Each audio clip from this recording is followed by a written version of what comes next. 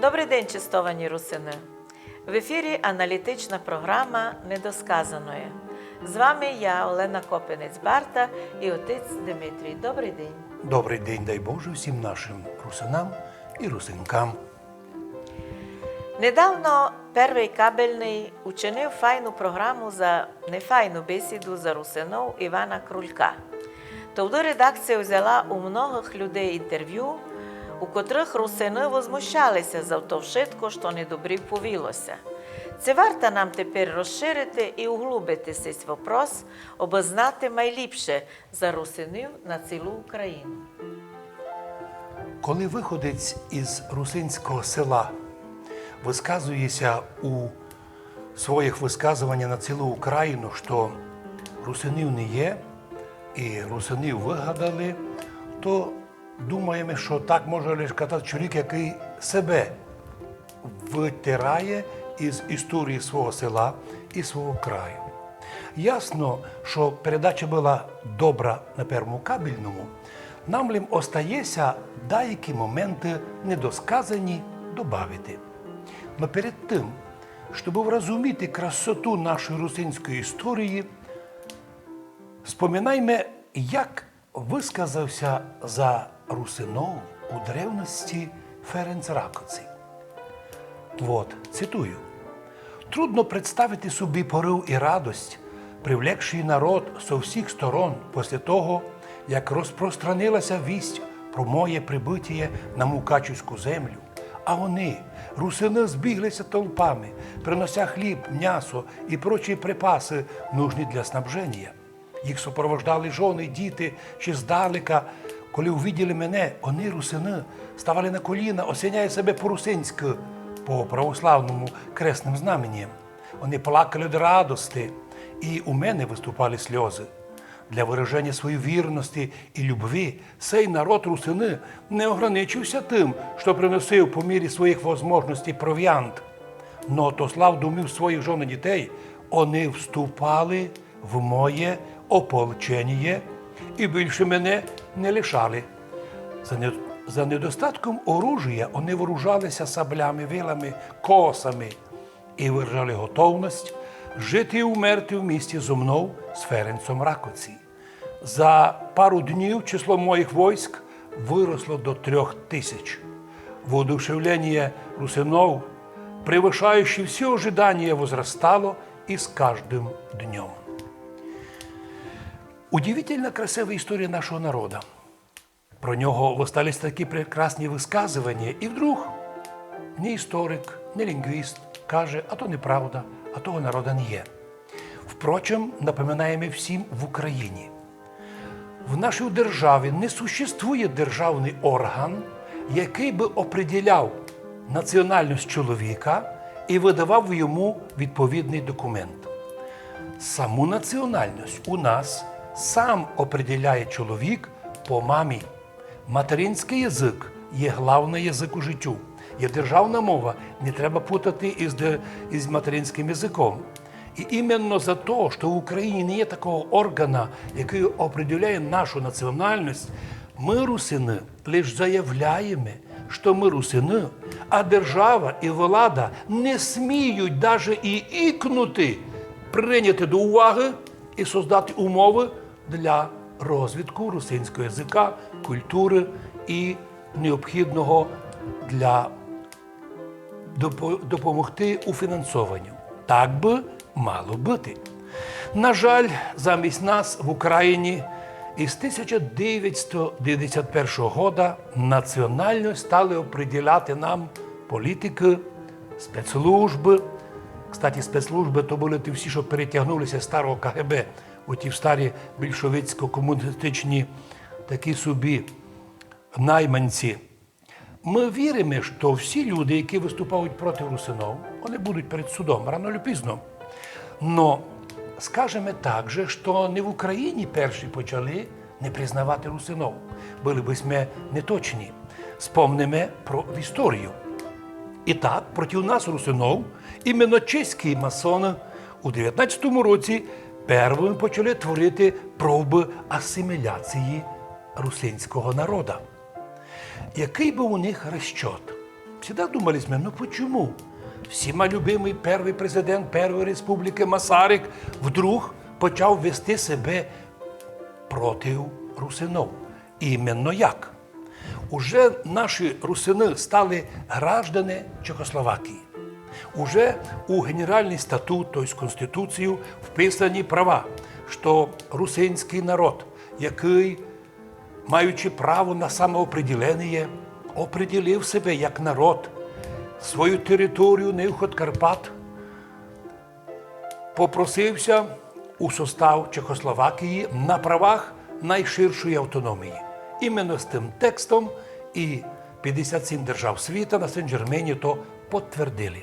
І так русини входять у Чехословакію, уже граждани. І вдруг, удивительно, що Масарик просить, щоб вияснити, який же язик у русинів. Русинський – це якийсь другий. Сів хитру подміну, Прага у лиці Масарика рішила анексувати, на нашу думку, часть історичної території русинів, іменно Пряшівської Руси, видавши її за споконвічно чесько-словенську, а пізніше, може би, замахнувся і на всю Подкарпатську Русь. Проблему собі зробив сам Масарик, бо напхав земель і територій, на яких жили німці і австрійці після розпаду Австро-Венгрії, брав, що лежало. Ну от Масарик у своїй державі оказався з 2 мільйонами німців. І Чехословакію треба було називати Чесько-Німецька Республіка. Масарик пішов хитрим путем. Він зліпив штучно із Чехів і Словаків нову штучну національність. Для чого? Обоїх було більше перед лицем німців. Ну і так їм це виділо ото маловато. І от Масарик помагає словакам вирвати із договора про те, що Пряшівщина є етнічна земля русинов. Словаки з чехами виривають від русинов Пряшівщину і залишають її у составі уже проголошеної Словацької республіки. І так вони на 300 тисяч увеличили число населення Чехословакії за счет наших русинов. До цієї Масариковської афери підключилася горизвісна русинам так називаємо проавстрійська Чеська академія наук і іскусств, котра 20 децембра 19 года безапеляційно по просьбі чехів і Масарика назвала корінних русинов Подкарпатської Руси уже граждан Чеської Першої Республіки чомусь малоросами, а їх русинський язик – язик малоруський, як писали септо український. Я процитую рішення відомого міфа Чеської академії наук і мистецтв, яка у своїй постанові номер 62-756/19 від 20 грудня-децембра 19 року бездоказово заявила, не представивши до дниська то, із чого і на основанні чому вона зробила свої псевдонаучні такі виводи, цитуємо. За то, що місної руської наречі Карпатської Руси, про котрої говорить Генеральний статут, тобто Конституція ЧСР, є незаперечно наречієм малоруським, і за то треба письменним язиком русинського населення республіки визнати мову малоруську, себто українську. Удивительно, наскільки би не було трудно Масарикові, пізніше він не тільки замахнеться на русинський язик, обозвавши його малоруським, а ще замахнеться на єдинство православних на Подкарпатській Русі, де общественність православна сформувала собі і зареєструвалася у державі Карпаторуська автономна православна церква сербського патріархата і Празі то не любилося, і вони всячески кололи православних, щоб не було єдинства в народі. Бо перший губернатор Подкарпатської Русі Георгій Жаткович, родом із Свалявського Голубинного, а тоді він главний адвокат General Motors із Америки, родственник Вільсона, він почався добивати, согласно договоренності, що етнічні русинські землі, в тому числі і Пряшівська Русь, мають входити в состав Подкарпатської Руси. І в тих противостояннях Масарик виграв. І Пряшівська Русь оказалася в составі Чехословакії тогдашньої, пізніше в Словакії, і тим самим Масарик увеличив число жителів Чехословакії перед лицом німців. Хоча й то його не спасло, бо коли уже в 1938 році Віденський арбітраж і Мюнхенська змова рішила розколоти, понищити Чехословакію, то іменно то ті німці, котрих Масарик нахватив територіями в состав Чехословакії, зіграли рокову роль для Чехословакії, бо вони під влиянням тодішньої пропаганди Берліна виступили проти Праги і фактично стали тою п'ятою колоною, яка для Гітлера була удобним інструментом розвалити, або, як кажуть, розчленити Чехословакію. Так Масарик поплатився за те, що він дерзнув одрізати від Подкарпатської Руси історичні етнічні русинські землі аж до Попрада, теперішня Пряшівщина, історична Пряшівщина, а також поплатився за те, що, обираючи Чехословакію, необдумано прихватив більше земель, чим то могло бути, і наконець і ми нині кажемо. І яким путем, і яким злом, і яким неудобним для нас тепер оказалося із тої історії Чехословакії вспоминати негативно дії Масарика. Це був для русинів перший президент. Це була надія. То була, появилася можливість демократизації общества. Тоді русини впервые, як народ, получивши право на самоопределення, реалізував своє право по українське самовизначення. І іменно цим ми тоді заложили добрий фундамент русинського державотворення. Це була красива історія. Ми вспоминаємо всі мінуси, як кажемо, недосказаної. За це історики не говорять. А тому ми в свою аналітичну передачу будемо такої недосказаної говорити і подробно. Бо мало хто знає, що іменно Масарик казав, що якщо ми русинам дозволимо свободно вибирати релігію і вони стануть усі православними, ми з ними пізніше не зможемо добре діяти і їх легко управляти. Аж не віриться, що великий демократ Масарик міг такое казати. Я сподобався в Ужгороді освящати пам'ятник Масарикові, і ми маємо за нього добрі спогади. Скажімо так, 90% спогадів добрих, но от 10%. Він одорвав від нас часть наших земель, ну і понудив, на мою думку, горизвісну академію чеську, тоді вона була проавстрійська чеська академія, котра обозвала русинов подкарпатських, русинов малорусами, а язик русинський малоруським.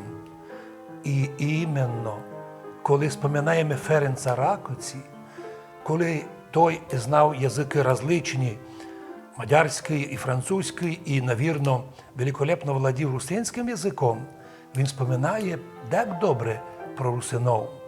Ведь Ференц Ракоці не міг знати малоруський язик. Не було той малоруського язика. Той був старокарпатсько-руський язик, русинський язик, яким ми і нині у більшій часті говоримо, присокотивши цей чудний язик.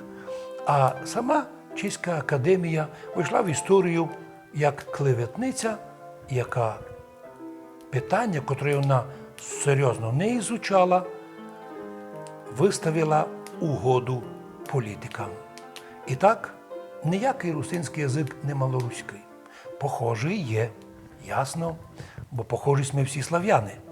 Но то, що як 1000 років назад, так і нині русини, мабуть, живий язик, який совпадає із язиком церковнослав'янським, свідчить про те, що ми носителі древнього язика. І донині, хоч і не русинських школ, на жаль, то велика катастрофа для нашої держави, великий мінус, за що будуть чиновники ще довго-довго дорого платити і відговорюватися. Велика шкода, но у русинів школи не є, а русини говорять по-русинськи. І діти владіють русинським язиком.